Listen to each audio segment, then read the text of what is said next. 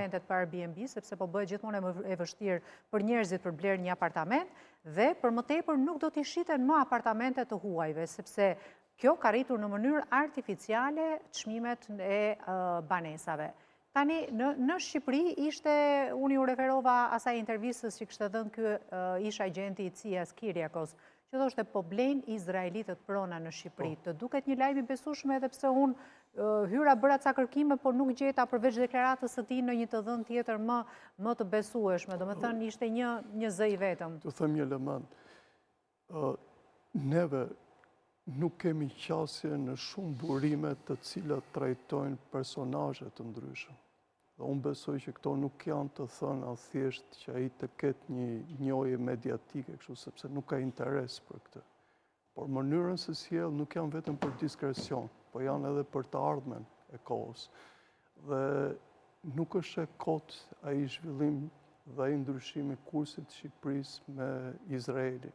Nuk është e kot ai qasje e Kosovës dhe Serbisë me Izraelin. Dhe nga ana tjetër, nuk është e kot që neve sot i kemi dhënë shumë gjëra, qoftë sigurisë kombëtare dhe të tjera, që kanë lidhje me sigurinë Izraelit.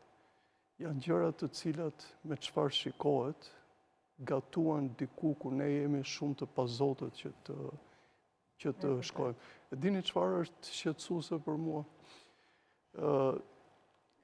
Gjithmonë më shumë, jo thjesht morali i qeverisjes që po e drejton këtë vend dhe që po e drejton një sens pa, të them, pa busull, po ti shikon dhe të zgjedhurit lokal, që duhet të kenë një vetdije për qytetet e tyre, sepse shumica janë të lindur tek ato dhe nuk mendojnë se çfarë po i bëjnë qyteteve të tyre.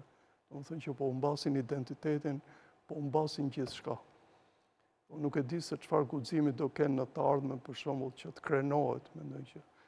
Dhe pikërisht kjo humbje e kësaj na bën sot që edhe kur të dëgjojmë këtë lajmin që ju e thatë për zonjën Karçina dhe të tjerë, ne thonë se nuk na bën më përshtypje. Sepse i tillë po bëhet ky vend. Dhe kjo është tragjedi gati për vendin.